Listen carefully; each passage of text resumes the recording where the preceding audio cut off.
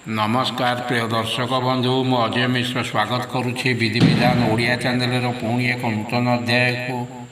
दर्शक बंधु विघ्न विनाशक गजानन होउछन्ति अग्र पूज्य देवता जहाँ प्रत्येक मंगल कार्य सर्वप्रथमे पूजा करा जाए।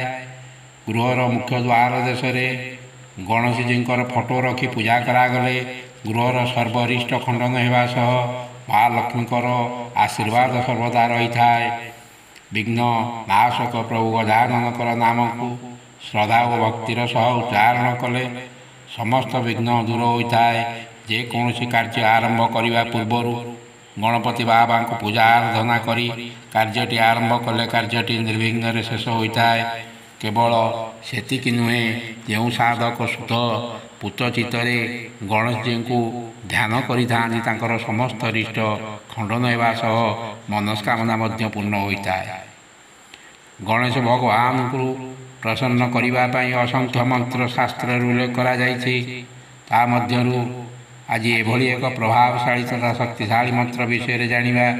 जो मंत्र को सकाळे उठिबा परे 11 थर उच्चारण कले तुरंत वांछित मनस्कामना पूर्ण होता है। ता पूर्व कही रखिबे कि दर्शक बंधु जदि आपण एपर्यंत मोर चैनल को सब्सक्राइब करना दयाकोरी चैनल को सब्सक्राइब कर दिंतु पाखे बेल आइकन को क्लिक कर दिंतु फल मु अपलोड कर समस्त शिक्षणीय वीडियोर नोटिफिकेशन आपण सर्वप्रथमे पाइपर। वीडियोटी भल लगे लाइक शेयर कमेंट निश्चय करेंगे।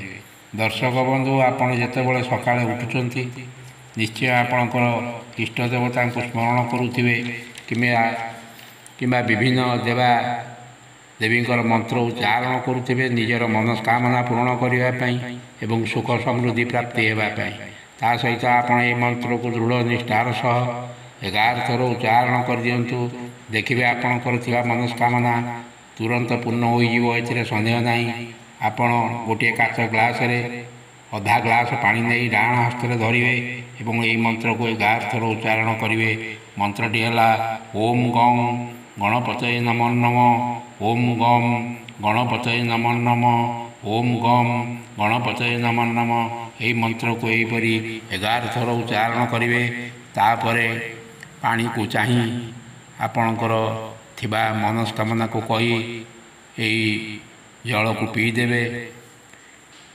यहीपरी प्रक्रिया को आपण प्रतिदिन करेंगे। यही प्रक्रिया को आपण जेकोसी बुधवार दिन ठारू आरंभ करंतु देखिए आपणकर जेकोसी मनस्कामना जेते कठिन हो जेते दुसाध्य मनस्कामना हो ता तुरंत पूर्ण होगापी लगे। दर्शक बंधु जदि वीडियोटी आपन को भल लगी है निश्चय वीडियोटी को गोटे लाइक करेंगे एवं कमेंट बॉक्स में लिखिदेवे ओम गणेशाय नमः। रहुछि धन्यवाद नमस्कार।